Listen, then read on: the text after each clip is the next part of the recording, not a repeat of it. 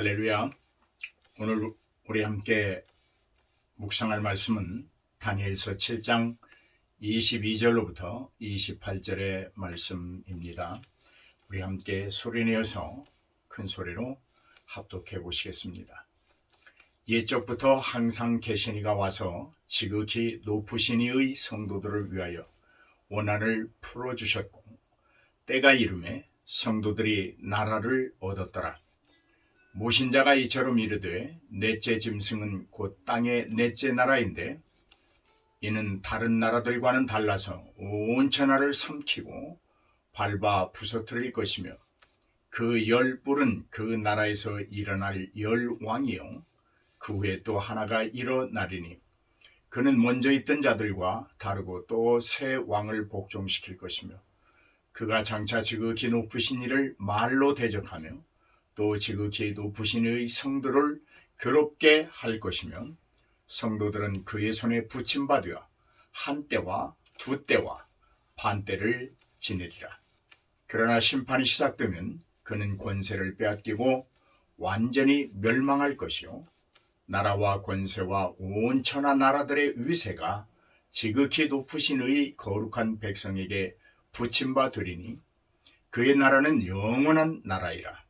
모든 권세 있는 자들이 다 그를 섬기며 복종하리라. 그 말이 이에 그친지라 나 다니엘은 중심에 번민하였으며 내 얼굴빛이 변하였으나 내가 이 일을 마음에 간직하였느니라. 아멘. 할렐루야. 오늘 우리는 이 본문 속에서 다니엘이 부르는 하나님을 만나 볼 수 있습니다. 우리도 이 다니엘이 부르는 그 하나님을 진정으로 만날 수 있기를 바랍니다. 다니엘은 하나님을 이렇게 부릅니다. 옛적부터 계신 분, 또 지극히 높으신 분, 이렇게 하나님을 지칭하여 부르고 있습니다.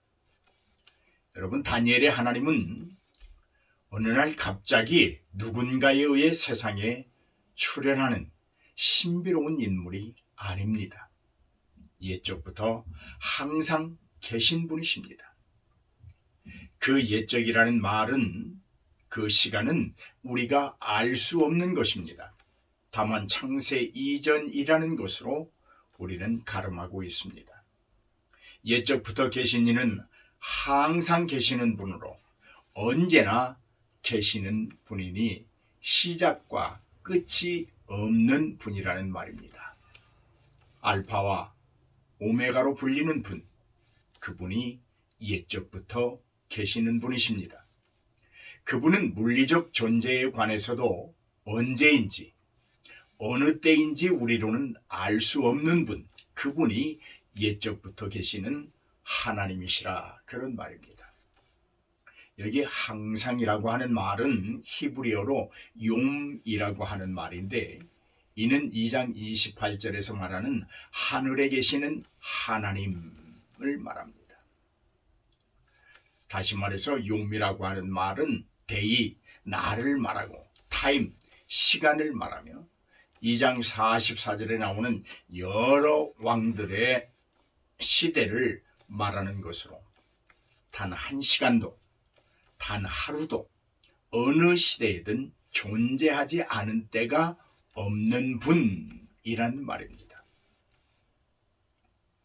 사랑하는 여러분, 누구의 하나님이 그렇다는 말입니까? 본문에서 말하는 바는 다니엘의 하나님입니다. 그런데 다니엘의 하나님이 우리의 하나님이라는데 여러분, 힘이 솟아오르지 않습니까? 우리의 하나님이 하루도 어느 시대에든지 존재하지 않은 때가 없는 하나님이라고 하는 사실입니다. 혹시 지금 여러분이 섬기는 하나님은 단편적이고 제한적인 시간에 사는 분은 아니신지요? 언제나 계시는 하나님을 여러분은 언제나 예배하고 있는지요? 아니면 어느 일정 부분의 시간과 사건에만 존재하는 분으로 하나님을 섬기시는 않으시는지요? 오늘 이 종말의 때를 사는 우리 자신에게 물어야 할 소중한 물음이다. 이렇게 말해보고 싶습니다. 다니엘은 또한 하나님을 향하여 지극히 높으신 분이라 이렇게 하나님을 부르고 있습니다. 하늘에 계시는 하나님, 오르고 올라도 그의 자리에 이를 수 없는 곳에 계시는 분, 그 하나님에 대하여 다니엘은 지극히 높으신 분이다 이렇게 부르고 있습니다. 인간의 몸을 입고 이 땅에 오셔서 완전한 헌물로 십자가에 달리셨고, 또한 산자의 하나님이 되기 위하여 부활하신 예수 그리스도가 앉아있는 곳, 그곳의 주인으로 계시는 분, 그분이 다니엘과 우리의 하나님이다. 그런 말씀입니다. 뿐만 아니라 지극히 높으신 분이란 존귀하심과 아무도 빼앗을 수 없는 권위를 가지신 분이다. 그렇게 하나님을 부르고 있습니다. 그분이 우리의 하나님이라는 말입니다. 하나님의 존귀하심을 누가 빼앗아 창탈할 수 있습니까? 아무도 빼앗을 수 없는 절대 권력을 가지신, 절대 권위의 왕자에 앉으신 그 하나님이 우리의 하나님이라는 말입니다.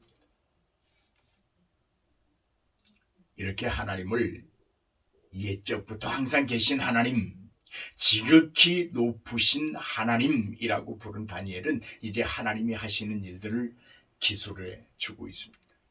옛적부터 계시는 분, 지극히 높으신 하나님, 그 하나님은 성도들의 원한을 풀어주신다. 그렇게 말하고 있습니다. 여러분, 성도들이 한으로 품고 있는 게 무엇일까요? 이스라엘의 상황에서 본다고 하면 빼앗긴 조국의 해방일 것입니다.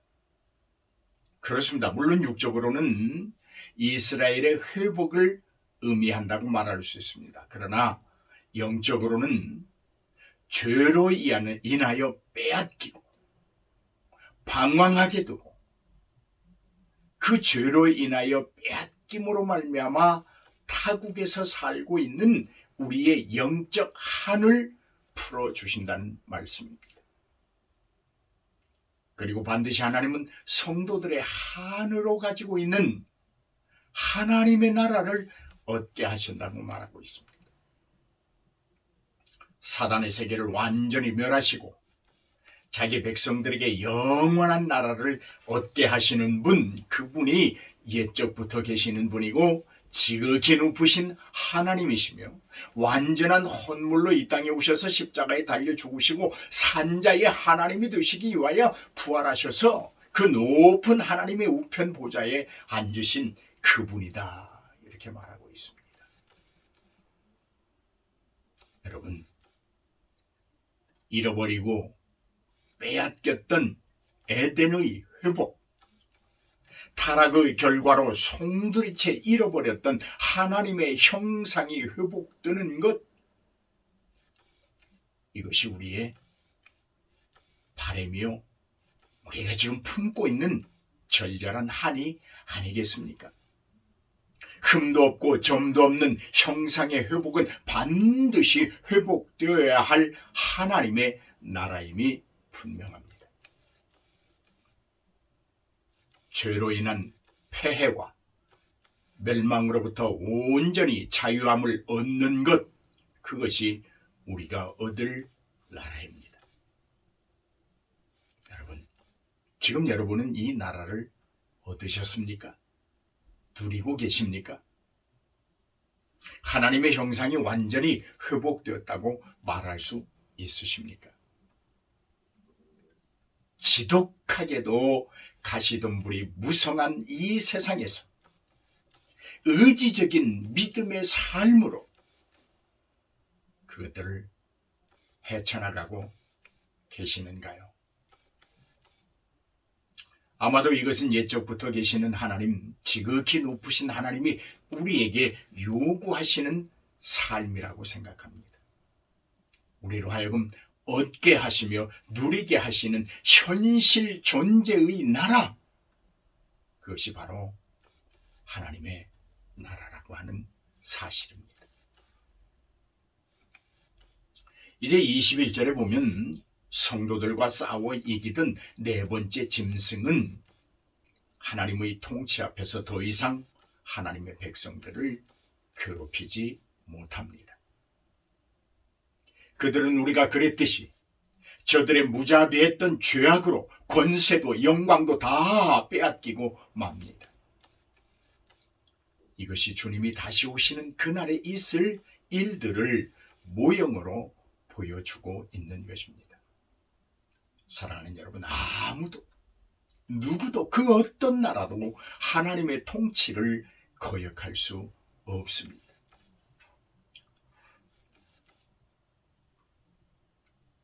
특별히 자기 백성을 구원하시는 계획의 수행과 성취는 세계 역사의 어떤 변화 속에서도 흔들림이 없이 진행되고 있습니다. 세상의 파고가 높아도 전혀 꺾이지 않습니다. 중단 없이 진행되고 있습니다. 이런 의미에서 우리가 분명히 예언할 수 있는 것은 그날이 점점 우리 눈앞에 펼쳐지고 있고 시간적으로 다가오고 있다는 것입니다. 이제 23절로 25절까지는 네 번째 짐승으로 상상되는 나라가 어느 나라이며 그 나라의 위세와 정체성이 어떠하며 그 나라가 이 땅에 존속하는 기간은 얼마인지에 대하여 기술하고 있습니다. 여러분, 넷째 짐승은 네 번째 나라입니다. 그런데 다른 나라들과는 이 네 번째 나라는 다릅니다. 이 네 번째 나라는 한 나라로 머물지 않고 온 천하를 정복합니다. 속국된 왕조를 짓밟고 그들의 정체성을 잃게 만들고 민족을 해쳐 여러 나라로 나누어 살게 합니다. 정복을 통하여 자신들의 야욕을 채우고 인간의 기본적 삶도 누릴 수 없는 노역에 처하는 나라가 네 번째 나라입니다. 넷째 짐승은 열불을 가지고 있는데 이는 그 나라에서 일어날 열왕을 상징합니다. 그 이후에 하나가 일어나는데 이는 먼저 일어났던 열불과 다르다고 말하고 있습니다. 그리고 먼저 일어난 열불을 정복시킨다고 말하고 있습니다. 이 나라는 육신적으로만 죄를 범하는 것이 아닙니다. 이 나라는 자기 마음대로 행할 수 있음을 압니다. 그리고 그들은 자기 마음대로 행할 수 있다는 그 어리석음의 판단에 따라 절대 권위와 권세의 영역인 하나님의 영역까지 자신의 위대함을 나타내려는 어리석음을 드러냅니다. 이들은 지극히 높으신 이를 말로 대적합니다. 하나님을 신으로 인정하지 않습니다. 온갖 거짓된 말을 빚어내고 달콤한 말로 하나님을 모독하게 만듭니다. 마치 애굽의 바로가 하나님이 없다고 말하는 것과 같습니다. 전능하신 하나님과 일전을 치러보겠다고 하는 무모한 태도를 취합니다.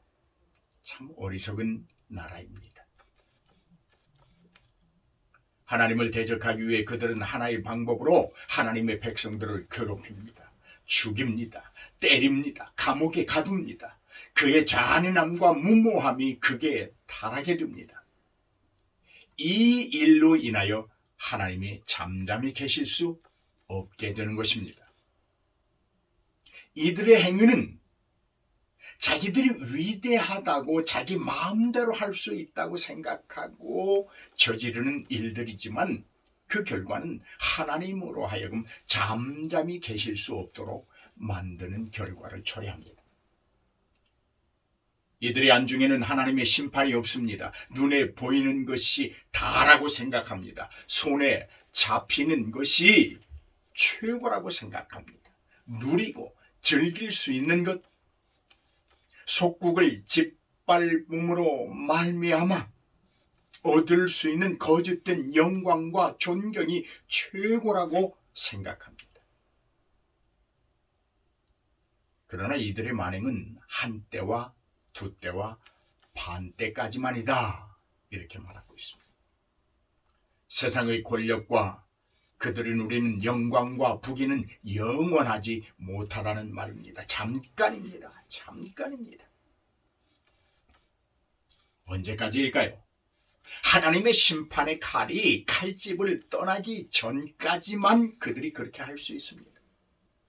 마치 노아에게, 아브라함에게, 롯에게 세상을 진멸하겠다고 말씀하시던 그때까지만 그들이 헛된 영광과 존귀를 누리게 됩니다. 그렇습니다. 심판이 시작되면 넷째 짐승의 나라는 권세를 빼앗기고 완전히 멸망하게 되고 맙니다. 공의롭고 정의로우신 하나님의 심판정에는 이렇다 저렇다 변명할 변호사가 없습니다. 오직 그날까지 살아온 날들이 생생하게 기록된 조서만 있을 뿐입니다. 결국 우리의 삶은 낱낱이 기록되는데 불꽃 같은 눈동자로 살피시는 하나님의 기록은 한치의 오차도 없다는 것에 우리는 두려워해야 합니다. 그분은 감정적으로 편애하지도 않습니다. 한 가지 중점을 두고 살피실 것은 예수 그리스도에 대한 믿음의 고백과 그에 부합한 삶을 살았느냐 하는 것이 기준이 됩니다. 지금까지 세상의 권세로 쌓아 올린 성들은 무주공산이 되지 않습니다. 악한 자들의 악함도 하나님의 백성을 위하여 사용하시던 하나님은 자기 백성의 손에 그들의 모든 것을 붙여주십니다. 자기 마음대로 행하던 자들과는 달리 하나님의 백성들은 자기 손에 주어진 난공불락의 성들을 하나님의 영광을 위하여 사용합니다. 모든 것이 주의 은혜라는 고백이 가장 먼저 그들의 입에서 실토됩니다.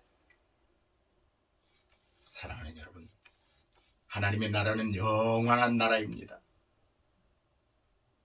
세상 모든 권세자들이 옛적부터 계시고 지극히 높으신 하나님께 복종하고 섬기게 됩니다. 하나님의 통치가 완전히 이루어지는 나라, 그 나라는 어린이가 사자굴에 손을 넣어도 해를 입지 않는 나라입니다. 안전한 나라입니다. 여러분, 우리가 사모하는 나라가 바로 이런 나라 아닙니까? 영원한 나라. 하나님이 왕이 되는 나라, 하나님의 법이 통치의 기조가 되는 나라, 하나님의 찬양하고 경배함이 끊이지 않는 나라. 이 나라가 저와 여러분 속에 이루어지기를 우리는 간절히 원하지 않습니까? 하나님이 자기 백성의 전부가 되어지는 나라. 상상만 해도 얼마나 아름답고 화목한 나라입니까? 그러니 우리가 어찌 이 나라를 사모하지 않겠습니까? 이제 환상을 해석해 주던 천사의 말이 그쳤습니다. 그러니 다니엘의 중심에 번민이 일어나기 시작합니다. 네 번째 나라의 무자비한 폭력과 폭압, 정복전쟁에 다니엘은 놀랍니다. 그리고 도저히 이길 수 없다고 생각했던 나라를 일시에 멸망시키시는 하나님의 능력에 또 한 번 놀랍니다. 그리고 그 나라들의 권세를 성도들의 손에 붙여주고 영원한 나라에 살게 하심에 다시 한번 놀랍니다. 다니엘의 놀람과 두려움의 감정은 얼굴빛이 변할 정도였다. 본문은 그렇게 기록하고 있습니다. 그런데 중요한 것은 다니엘은 이 모든 말씀을 자신의 마음에 새겼다라고 기록하고 있습니다. 여러분은 하나님의 말씀을 어디에 새기십니까? 여러분은 하나님의 말씀, 하나님의 사랑스러운 음성이 들려지고 깨달음이 있을 때 그 말씀에 대하여 어떤 태도를 취하십니까? 놀랍다, 두렵다, 신비하다. 그냥 여기에서 그치진 않습니까?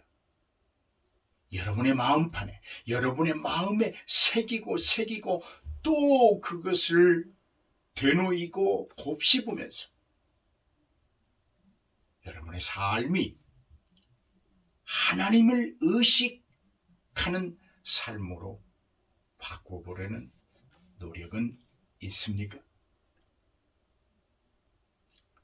하나님의 섭리는 우리가 생각하지 못한 곳에서 기대하지 않은 시기에 성취되도록 지금도 진행 중에 있습니다. 눈에 보이지 않으니, 손에 잡히지 않으니, 마음으로 느껴지지 않으니 소홀히 여길 수 없다는 말입니다. 하지만 지금도 하나님의 섭리하심과 우리를 보존하시고 유지하시고 지키시고 견인해 가시는 그 놀라운 은혜는 우리의 삶 속에 놀랍고 두렵고 신비로운 일들로 가득 차 있습니다. 우리가 성령의 그 사역에, 성령의 역사하심에 민감하지 못한 신앙의 상태에 있기에 느끼지 못할 뿐입니다. 여러분, 지금 이 말씀을 듣고 있는 저와 여러분의 이 순간에도 하나님의 성령의 사역은 우리를 신비롭고 두렵고 황홀하게 인도해 가고 있는 줄로 믿습니다. 이 일을 누가 하십니까? 옛적부터 계시는 분, 지극히 높으신 분, 성도들의 한을 풀어주시는 분, 그분이 지금도 하고 계십니다. 할렐루야! 이 하나님이 우리의 하나님이십니다. 그러니 우리가 무엇을 두려워할 이유가 있겠습니까? 자, 나아가십시다. 하나님이 오늘 우리와 함께 하십니다. 할렐루야!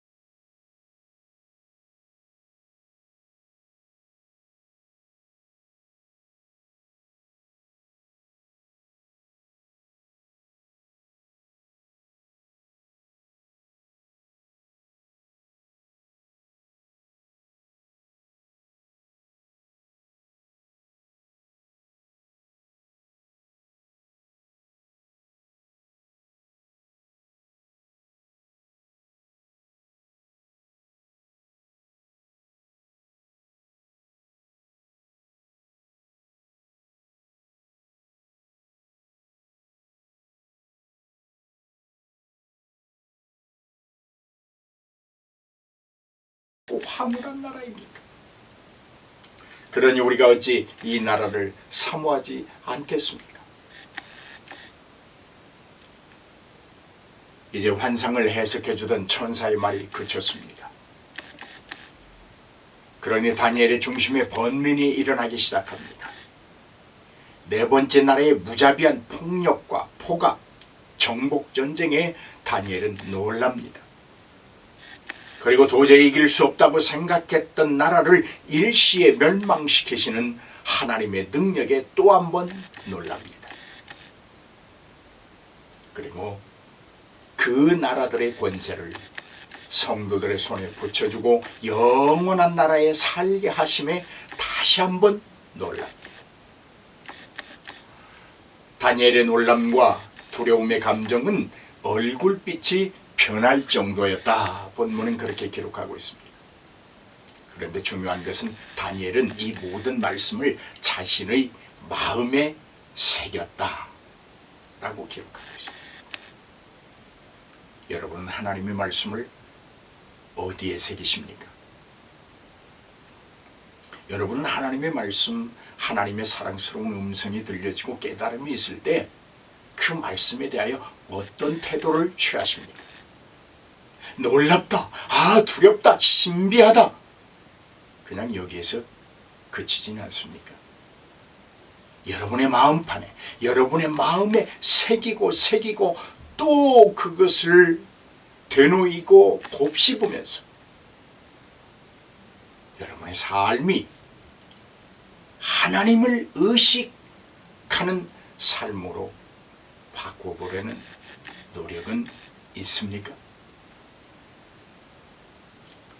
하나님의 섭리는 우리가 생각하지 못한 곳에서 기대하지 않은 시기에 성취되도록 지금도 진행 중에 있습니다. 눈에 보이지 않으니, 손에 잡히지 않으니, 마음으로 느껴지지 않으니 소홀히 여길 수 없다는 말입니다. 하지만 지금도 하나님의 섭리하심과 우리를 보존하시고 유지하시고 지키시고 견인해 가시는 그 놀라운 은혜는 우리의 삶 속에 놀랍고 두렵고 신비로운 일들로 가득 차 있습니다. 우리가 성령의 그 사역에, 성령의 역사하심에 민감하지 못한 신앙의 상태에 있기에 느끼지 못할 뿐입니다. 여러분, 지금 이 말씀을 듣고 있는 저와 여러분의 이 순간에도 하나님의 성령의 사역은 우리를 신비롭고 두렵고 황홀하게 인도해 가고 있는 줄로 믿습니다. 이 일을 누가 하십니까? 옛적부터 계시는 분, 지극히 높으신 분, 성도들의 한을 풀어주시는 분, 그분이 지금도 하고 계십니다. 할렐루야! 이 하나님이 우리의 하나님이십니다. 그러니 우리가 무엇을 두려워할 이유가 있겠습니까? 자, 나아가십시다. 하나님이 오늘 우리와 함께 하십니다. 할렐루야!